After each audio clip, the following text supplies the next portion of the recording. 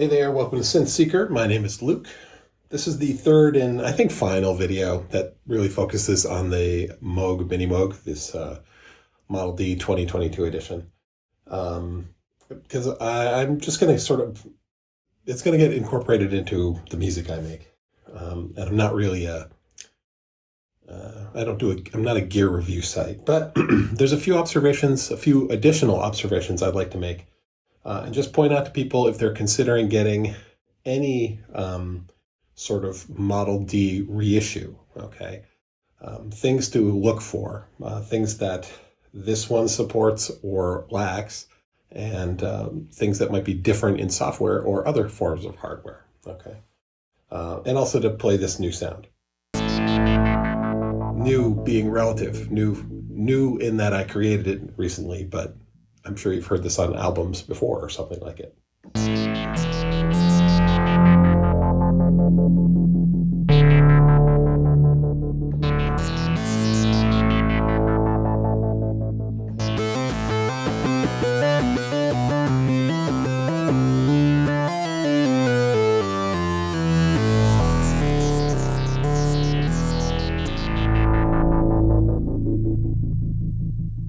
All right. So, some things to point out. Comments that I've received about the trim pots for after pressure. Those trim pots just affect the range of what's going out, the sort of min and max, rather min to a variable max. Do this. So you can hear that's the slowest envelope.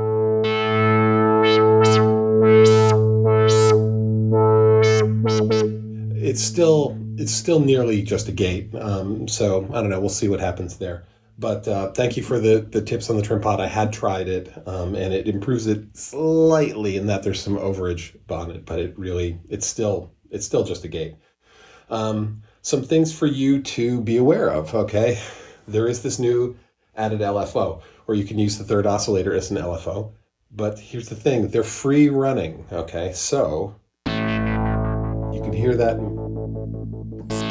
That's the square wave modulation off the LFO iterating in the background, right?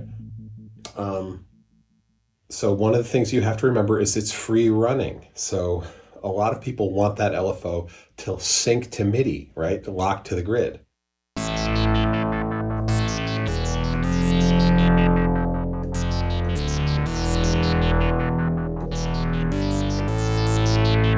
Right?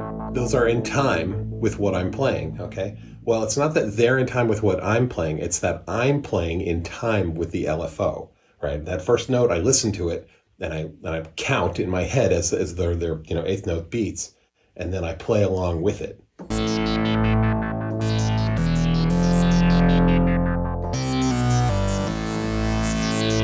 Right? That little section at the end there was off. And so when that LFO sort of fluctuations come in, it's not quite the same. If you're doing this in software, if using a software version of a Model D, a lot of times you can take this LFO and you can tick a tick box there that says sync to MIDI, or something that says reset on key press, or maybe you'll use both. This one, you can hit a key when it's in between the waves of the LFO at some point in between, not at a peak or a trough. Okay, so a lot of times you're going to have to actually listen to the LFO and then play to the LFO, all right? Play to that. You're going to sync yourself there, as opposed to having it slave to you or slave to MIDI. That's just the way it is on this hardware. And depending on other hardware, whether it supports retriggering the LFO on key hit, or whether it will sync the LFO to a MIDI clock that's coming in, is based on that implementation there. So be aware of that. Okay, if you pick up a Model D, old, new, reissue, or a clone, if it doesn't support MIDI sync LFO or resetting the LFO on key trigger, you might be disappointed, or you're just going to have to learn to live with it or build on top of it.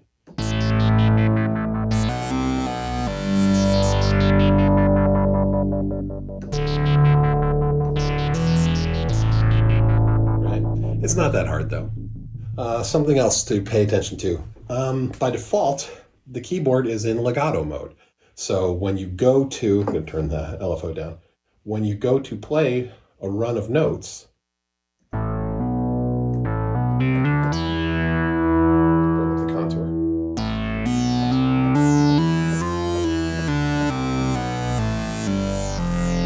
Right. I am very specifically not playing legato. I'm picking up my finger and then moving to the next key and pressing that to re-trigger the filter envelope each time. Right? And if I play legato, if I leave my fingers down as I move from one note to the other, my aftertouch is kicking in. Hang on a second. That was there for demonstration. Here we go.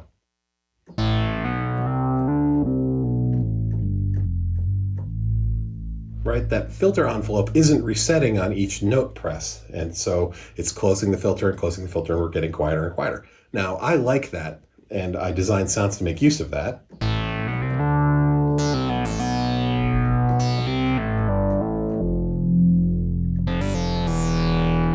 Right, and so maybe that's a non-issue for you, but be aware that by default, when you pick up one of these, and depending on the implementation of the one you're using, it may not have re-trigger the re-trigger the envelopes on the key, right? So if you're holding one down and playing legato, right, it's not going to re-trigger that envelope. Now you could tell this to do that you can change a global setting so that it does re-trigger on every note. But just be aware that when you're when your synth is in this legato mode,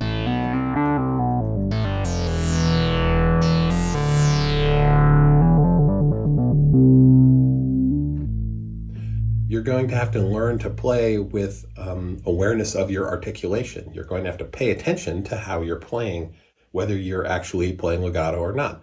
I'm pretty sloppy, right? So when I think I'm playing legato, a lot of times notes will creep in there, re-triggers. And sometimes when I want it to re-trigger on every note, I'll, get some legato ones in there because that's just the way I am. I need to practice more. But, so be aware of that. But really, that's all. This is sort of the last, video I wanted to do that focuses on this. I just wanted to point out a few things. You can improve the after pressure curve slightly. It's still basically a gate by using the trim knob. So people who suggested trim knob to me, it's 6 of one, half a dozen of another. It helps, but it doesn't solve the problem. And really, I wanted to point out that, hey, remember that the LFO is free running and there's no way to sync to MIDI, no way to re-trigger it, which is fine. This was not a surprise to me. I knew this going in. But you may want to stick with software instruments or, something that supports it. But other than that, I'm super happy with this Minimoog. And really, this is just closing out the third video. From now on, if you hear this, it'll be in the music stuff. So, hey, thanks for listening. Thanks for watching. And this has been Synth Seeker. Have a great week.